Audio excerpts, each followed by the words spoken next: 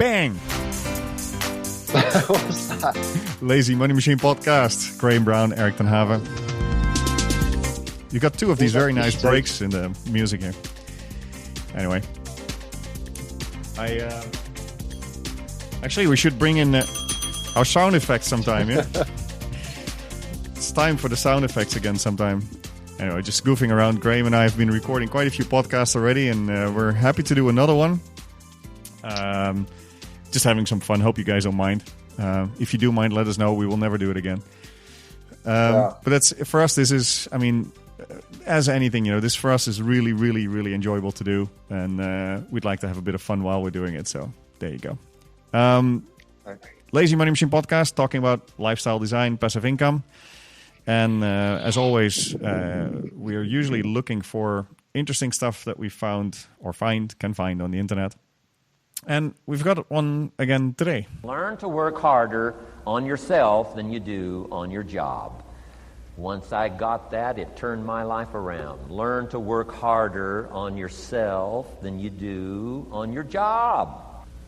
Wow. He said, if you work hard on your job, you'll make a living. Do you want to say something, Graham? No, that is so powerful. I've never heard that. I mean, it's Jim Rohn, right? It's Jim Rohn, yeah. There's more coming, so. If you work hard on yourself, you can make a fortune. Wow. If you would have known me at age 25, you would have said, Jim Rohn's a hard worker. If you'd have known me, you'd have said that. I'm the guy, I don't mind coming a little bit early, staying a little bit late. I don't mind that. You'd have said, well, Jim Rohn's a hard worker. You say, well, how come he's got pennies in his pocket and nothing in the bank and behind on his promises? Well, I was a hard worker, but I was working hard on my job, not on myself. I'm telling you, if you'll learn that simple little principle and start the process today, latest tomorrow, give you tonight to think it over. And start this whole process of personal development, work on yourself, make yourself more valuable to the marketplace. I'm telling you, you can so dynamically change your income, and economics is the least of the values that you can start earning in terms of equity if you'll start working harder on yourself than you do on your job. Work hard on yourself and develop the skills. Work hard on yourself and develop the graces. All of the stuff necessary to become more valuable to the marketplace. I'm telling you, your whole life can explode into change. Promotions, no problem. Becoming more valuable to the company, I'm telling you, no problem. Money, no problem. Economics, no problem. Future, no problem. If you just go to work on the right thing. Not get things out there to change. Don't try to change the seed. Don't change the soil. Don't change the sunshine. Don't change the rain. Don't change the mix of seasons. Let the miracle of everything that's available work for you, and start working on the inside. Work on your philosophy. Work on your attitude. Work on your personality. Work on your language. Work on the gift of communication. Work on all of your abilities. And if you'll start making those personal changes, I'm telling you, everything will change for you. Jim Rohn. One thing that I paused in the middle, basically what he says is that work hard on your job and you can make a living. Work hard on yourself and you can make a fortune. And that's such a beautiful expression, I think. Most people do work very hard in their jobs, don't they? They do, yes. Which I think as a start is good, right? So yeah. Well, it means they're not lazy. Absolutely. But then to work harder on yourself than you do on your job, I don't think anybody works on them. Well, very few people actually work on themselves, right? Right. And maybe the problem is that when they work so hard on their jobs, is they're so depleted at the end of it. Mm-mm. There's nothing left over to, you know, if you're working really hard and then you come home, the last thing you want to do is sit down and read a book or start building a business. Mm-mm. But this is also a mindset, right? I mean, if that's the case, you could do it the other way around. You could wake up an hour early and work on yourself while you're still fresh. Yeah. And one thing we talked about in the last podcast was the whole idea about, you know, having energy to do stuff. And I think that's so important, isn't it? To have the motivation. It's not a mental thing. It's an energy thing, isn't it? It's like when you're tired, you don't have the motivation to do these things. Mm-hmm. So I think that's the frustration that people feel, isn't it? And this is I see this with people, especially when you go to things like, you start talking in the context of, working out or health or whatever, is that, when you have a lifestyle where you're so tired or so depleted from making so many decisions as well, is that you don't have any decision energy left to make decisions for what's important, right? So, it goes back to something that we've talked about before, decision fatigue. Mm-hmm. Is that, President Obama famously only had 2 colors of suits. He had, I think, navy and dark gray. That was it. And he ate the same things every morning. He had like 2 boiled eggs every breakfast. Yeah. 2 boiled and you think, this guy's OCD. Well, it's not. It's because they asked him, why do you have the same breakfast every morning? And the reason why, he said, hey, look, I make thousands of decisions every day. And one of those decisions is, do I press that button or not? And you want to make sure that the guy who makes that decision every day is not wasting his decision energy on what am I going to have for breakfast. And this comes back to the whole idea of working. Do you do that too, Graham, or not? Have you standardized things in your life? Yes. What have you standardized? Like just weird, like for example, what I'm going to eat.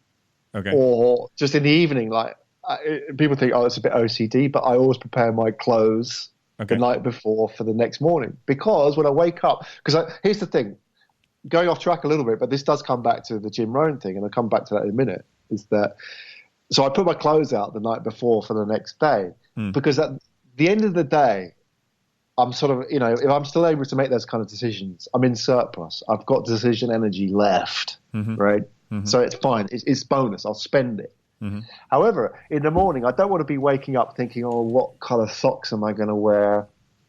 Or, should I wear these pants or those? Because already it's a small thing. It's an innocuous thing, but it's already taking out of your decision bank account, right? So when you actually come to making really important decisions, you're already tired. So I do that. And I think it's this whole part of, work harder on yourself than you do on your job. That's great. The challenge is having the energy to do that, right? Yeah. You're right. Yeah, I think. So how do you have the energy? Yeah. That's the challenge. That's right. Yeah. And, but for that, I think that's the same. I mean, it's maybe a simpler one, but I mean, it's the same with exercise. How many people don't push off putting physical exercise into their schedule because they don't have the time, or they schedule it at the end of the workday, and then either, it gets stuck because they have to do overtime, or they are too tired. Right. It's really, I think, about prioritizing and making the time. And even somebody in a normal job, I think, could find time to do this. But you have to exchange something for it. So maybe you don't have lunch with your colleagues for a couple times a week and you go to the gym. Or you don't have lunch with your colleagues and you go and put yourself into an audio program, or you do a couple of modules of an online course you bought. It is possible, but it is really about how you prioritize and how you schedule your time. And that's something I learned from Brendon Burchard, a guy where I bought a training from and I respect. And he says, you need to put all these things into your schedule, into your calendar. If it's important to you to work on yourself in whatever form, you got to make the time for it, and you got to just block the time and not let anything come in the way of doing it. It's as simple as that, I think. So how do you do this? Because you invest a lot in training. Mm-hmm. I know you're always, involved at some point in training, taking on training courses. You spend, these things could be in the thousands, right? So it's not something that's just a curious passing interest to you. How do you make the time then to do that? Because there's always that risk, isn't it, that you buy a course, you spent the money, now you feel like you've done what's necessary, and you never complete the course. So how do you actually discipline yourself to make the time, take the time to do the courses, do the modules? Yeah. To be honest, there's a few of these courses that I have not completed in total. But what usually happens is there's going to be, I know I need this knowledge for something. I've bought a course on online marketing. Well, for instance, now I know I need this. I know I've bought this. So then when the urgency comes and there's a need for knowing it, then I'll go and just get it done. I'll just go through the course. I'll do all the notes, and I'll make sure that I absorb the content that's there because now is the urgency is there to actually use it. That's usually what happens. Otherwise, if I'm in a bit of a slower period, I just schedule, like I schedule phone calls and I schedule other work. I just put an hour time in the day to go and spend on my training program that I've bought, and just drop everything else. And just because the key difference for me is that if I attribute that time to be productive time and not just watching a course, I really see that as that's learning and that's important to me.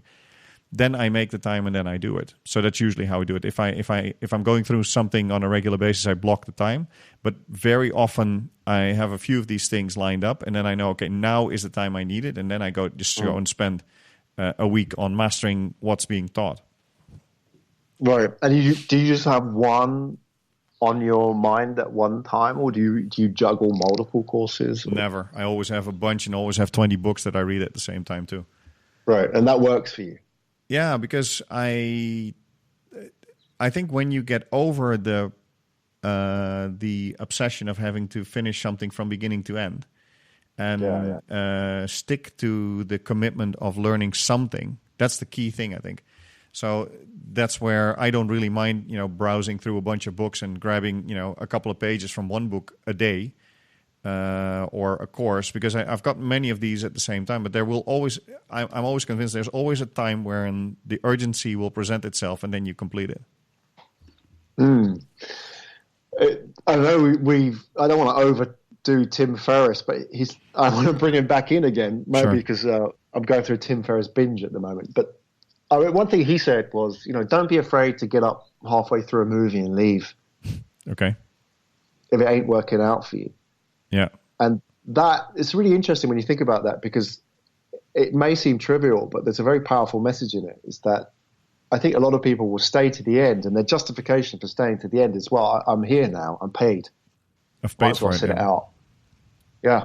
But that applies to so many things, doesn't it? But what he's saying is, look, don't be afraid to leave. And there's two things going on. The first is being afraid. So, you don't want to be the guy getting up and leaving, because people look at you thinking, what's he doing? But also, you've got to remember, value your time. Yeah. It's that if something's not working for you, don't do it. Leave it, quit it, do something else. Mm-hmm. I think this comes back to this whole idea of working harder on yourself. I think the challenge with this is finding the environment to make that happen, right? Because everybody wants to do it, but something gets in the way. And often what gets in the way is work. Yeah. Ironically, right? But everybody wants to, learn, make themselves better, improve, be fitter, and so on. But, just living gets in the way. And I think, do you remember those Palm Pilots? Yes. You remember those things? Yeah. Did you have one? Yeah, I had one. Right. Okay. Because you were in tech, so you probably had one, right? The interesting thing about those, when those were first advertised in the magazines, there used to be ads, and they would show like the Palm Pilot, and it would show you almost always it was the schedule or the diary that they used to sell these things, right? And it would say something. You'd look at this guy's schedule, and it would say gym, 6 a.m. Right?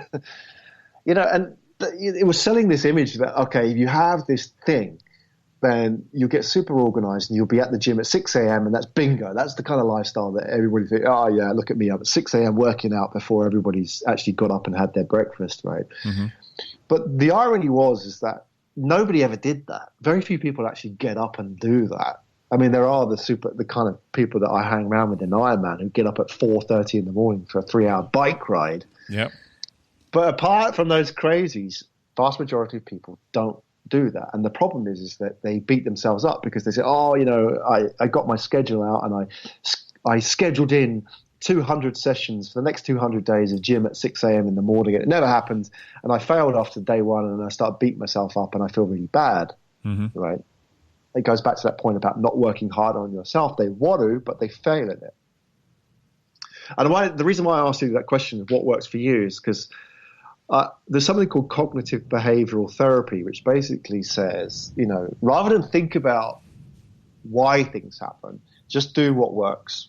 Mm-hmm. Does that make sense? So, for example, if you had a really good day and, in that day you achieved those things and you did work harder on yourself and you worked out or whatever, then rather than think about why that happened, just repeat that day. Yeah. And you think about it in the context of working out. It's so true, isn't it? It's that, rather than try and work out at 6 a.m. because that's what working out people do, or that's what motivated people do, find what works for you. And, keep trying lots of different things. Keep trying lots of different, experiment. And when you find something that works, just keep repeating that, hold that, because it could be a lot of input factors which you can't control, but try and model that and repeat it. If that makes sense? Yeah, absolutely. And I mean, it goes beyond physical activity. It goes the same for learning, right? If you hate reading, then don't go and start reading books, but go for audiobooks or buy online courses or find another way to learn something, right? And find the time to do it. Listen to podcasts. You can do that in your commute, right? Instead of the news, which is is mostly negative. Put on a podcast or put on an audiobook and make the time there. Be creative in doing these things at the time that it suits you. I remember a mutual friend of Graham and I started changing what he listens to in the commute in the tube to his work. And instead of doing his emails, he was now starting to listen to podcasts, to books, and it's a much more positive way to use your time in the subway or in the tube. There are ways to do it, but you have to get creative and you just have to make the time for it, I think.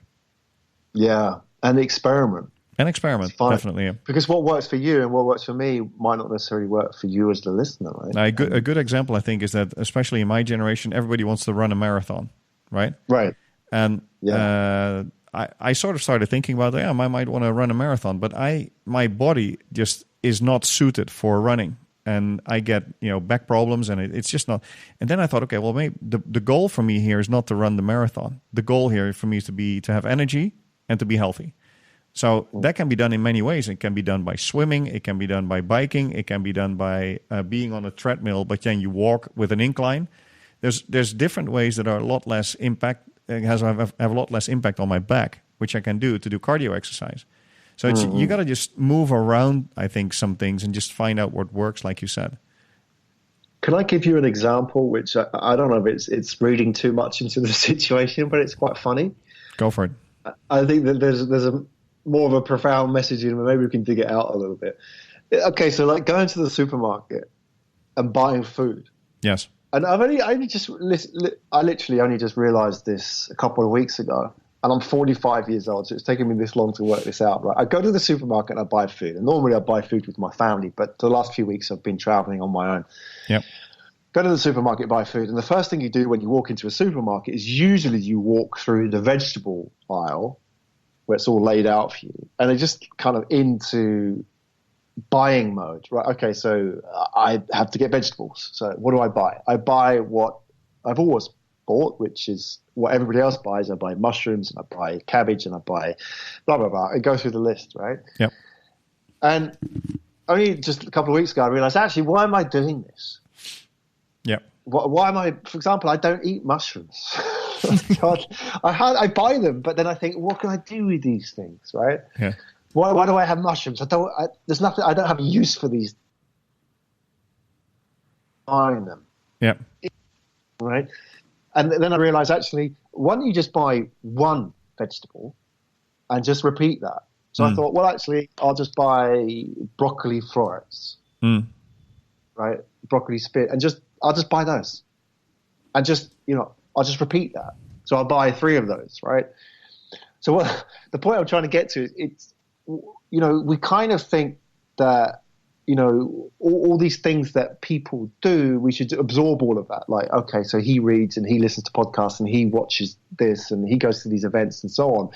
But just, if you can settle, it's the whole idea of working harder on yourself. If you can just settle on one thing that works really well for you, double down on that. Yeah. Because don't struggle with the stuff that doesn't work for you. Because it could be as simple as like buying the mushrooms. Maybe that doesn't work for you. Just double down on what does work for you, because you'll be so much happier and it's so much easier to manage. Yeah, I do the same. I mean, if I'm at home, which is usually, unless I'm out of the house for work, but if I'm at home, I always eat a salad, and the salad is always the same. because I know that's the one time in the day that I need to eat something that is slow, high, how you call it, low glycemic index. So it takes a while for it to digest. Yeah. And I need one point in my day where I need to make sure that I eat healthy stuff only. So that's usually the lunch, and it's always the same. And I never have to think what goes in it because I always have the same thing in it. So every once in a while there's some fruit or something else, but that works for me, and I feel good. I feel healthy. Right now I'm not hungry. It's 4 p.m. So that's what I need to achieve, right? So if that works, just keep doing that. And then in the weekend, I eat whatever everybody else is eating, or we go out or whatever, right? But at least I know those 5 days in a week that I usually eat healthy stuff in the morning and in the afternoon. And then at dinner, I eat whatever we have together. But you're right. You make a good point about not thinking about it. That was key, isn't it? Yeah. It's just, I know what's in the fridge. I know what I'm going to eat. I know what I need to buy for it. So it's always the same. And it makes it easier. And I think that's the other thing, right? If you make it simple, or if you dumb down the decisions you have to make, you're more likely to go and follow through and do it, right? Eat healthy. Because then it doesn't become a decision. It becomes just a habit, doesn't it? I mean, if you have to decide, I have to eat healthy, what do I do? Yeah. Do I have this or do I have that? Yeah. Right? Then it becomes, it's like working out, isn't it? It's like, do I go to the gym or do I go for a run? Exactly. And the other simple thing is, like, for instance, drinking water, right? If you have problems and you don't drink enough water, and 90% of the people doesn't drink enough water, just buy a huge, big jar that has like 3 liters of water in it. You put it on your desk and finish it in a day. Because it'll just be there, won't it? It'll just be yeah.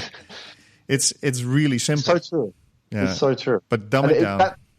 Exactly. It goes back to that point about working harder on yourself, isn't it? It's that, it has to be something that, it's like President Obama, isn't it? Just choosing 2 boiled eggs. It has to be a no-brainer. Yeah. It just has to be there. Yeah. Right. Rather than, if you start, it's like, I mean, even in the context of physical exercise, right? If it's right there on your doorstep, it's going to happen. Yeah. But if you have to drive 30 minutes to the gym, maybe that's going to happen for the first couple of weeks. But then, maybe I'll do the gym every other day, or maybe I'll do the gym on Saturday because, I've got to do this, or I've got to fix the car or whatever. All these kind of things get in the way. Yeah, you got to set yourself up for success. You got to make it very likely that you're going to do what you're planning to do. So I think on that note, work harder on yourself than you work on your job. We've gone a little bit long today, but we had lots of different angles to look at this. Go to lazymoneymachine.com. Find out what we're doing there. Follow our free 5-series mini course if you want to learn a bit more about what we're doing. And we'll see you in the next episode of the Lazy Money Machine podcast.